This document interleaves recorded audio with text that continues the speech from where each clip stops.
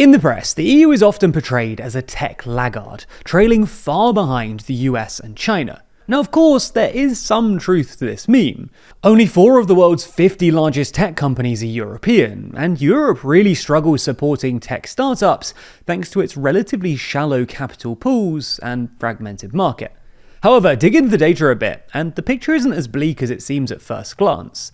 Amid an unprecedented global AI boom, Europe is beginning to close the gap, powered by a surge in investment, a renewed focus on defense-related innovation, and a more aggressive push to attract and retain top talent. So in this video, we're going to take a look at why the EU has been sleeping at the wheel when it comes to tech, and why this may all be about to change.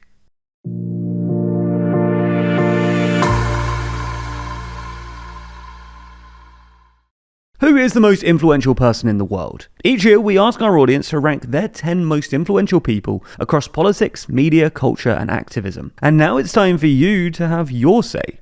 Click the link in the description to cast your vote for the 2026 ranking. Let's start with some context. Europe lags behind the US in nearly every major tech sector. This is most apparent in Europe's lack of major tech champions. Over the past 50 years, the US has produced more than 240 companies worth over $10 billion, many of them in tech, while Europe has produced just 14. So why has Europe been falling behind so much? Well, the way we see it, there are 2 main reasons. First, the EU has effectively been held back by its own regulations. Europe has become a global leader in tech regulation, aiming to protect citizens from big tech overreach. But those same regulations have often made it harder for European tech companies to scale. Take the General Data Protection Regulation, or GDPR for instance, which was introduced in 2018 and required companies to get crystal clear user consent or face huge fines. Then came the Digital Markets Act, which reins in platforms that grow too big, and the Digital Services Act, which forces more transparency around algorithms and illegal content. Then this year, the EU rolled out the world's first AI Act, putting strict limit on high-risk AI and banning things like biometric surveillance. Now, to be clear, we're not saying that tech regulation is necessarily a bad thing, and the hyper-laissez-faire attitude adopted by the US clearly has some pretty massive downsides, but it's nevertheless true that certain regulations have incurred a competitive disadvantage on European tech firms, especially smaller ones. One study estimates that GDPR alone cuts profits for small European tech firms by up to 12%. The second reason the EU has struggled is that both private and public investment in European tech has been far too low. According to Stanford University, between 2013 and 2024, the US saw almost 5 times more private investment in AI than Europe did. And this doesn't even count the current AI investment boom which we're seeing in the US now. In 2024 alone, US startups raised $139 billion, nearly 3 times more than the amount raised in Europe. More than half of the world's unicorns are therefore based in the US, while in Europe it's less than 10%. Europe's startup scene reflects this gap.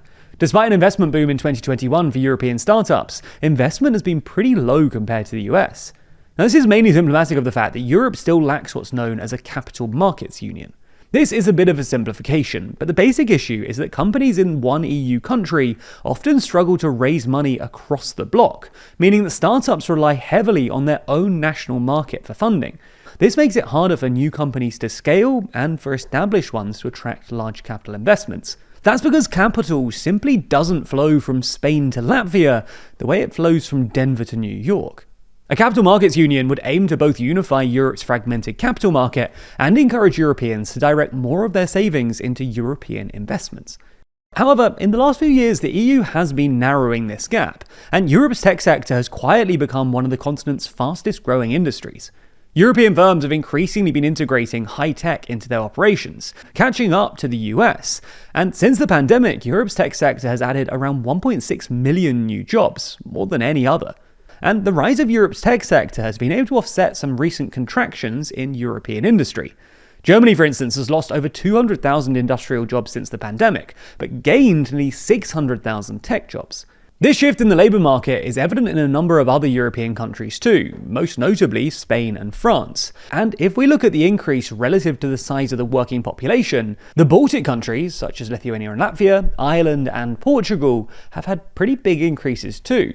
Furthermore, European startup investment is expected to reach $44 billion in 2025, which is around a 7% increase from the previous year, driven in part by a boom in defense-related investments, as a consequence of Europe's renewed focus on strengthening its industrial and defense capabilities, amid increasing tensions with Russia.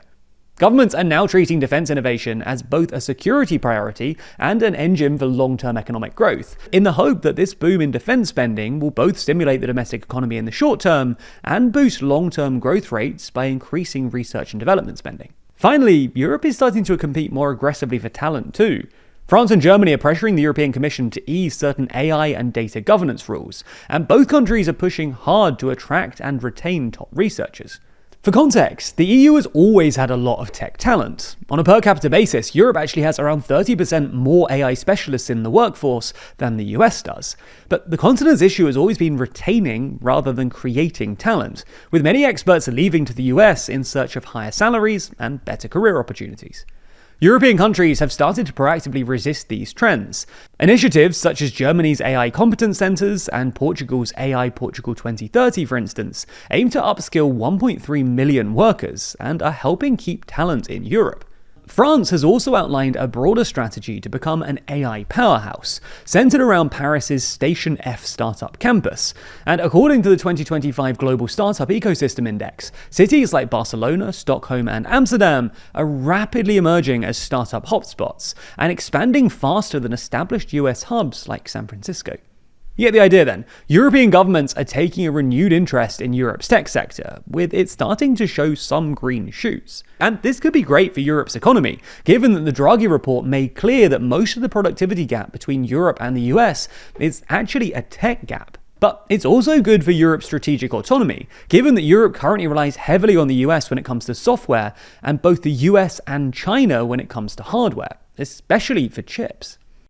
Now, that's quite a lot of information we've thrown your way, and that's after we've simplified it down for you. So you can only imagine how overwhelming it is to sift through hundreds of outlets reporting on this story online to just find out what happened. Luckily for us, there's a website and app that collects all of these articles and puts them into one easy-to-access place, and that website is, you guessed it, Ground News. Not only does Ground News assemble all of these articles, but it also offers a breakdown into bias distribution, factuality, and ownership of each individual source, giving you the opportunity to dive deep into the information that may have been hidden from you previously. For example, if we take this story on HSBC signing a multi-year deal with French AI startup Mistral, we can see that there are 30 sources currently reporting on it, with most of the coverage coming from the center.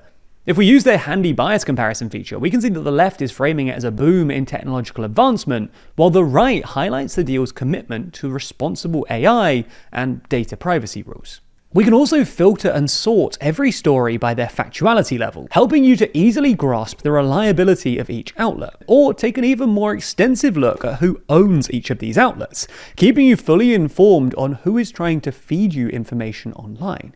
Even if you want to stay close to home and explore what's being said in your area, Ground News can break down all of your local news too, and even shows you stories you might have missed in their blind spot feature. Here you can see everything that's being disproportionately reported on one side or the other, whether it's a mile from your house or on the other side of the world.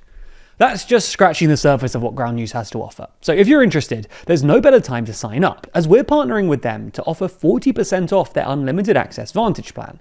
And just in time for the holiday season, you can even gift a subscription to a friend or family member with the same 40% discount. All you have to do is subscribe through the link in the description, or go to ground.news/TLDR, or scan the QR code on screen, and you'll be supporting an independent news platform working to make the media landscape more transparent.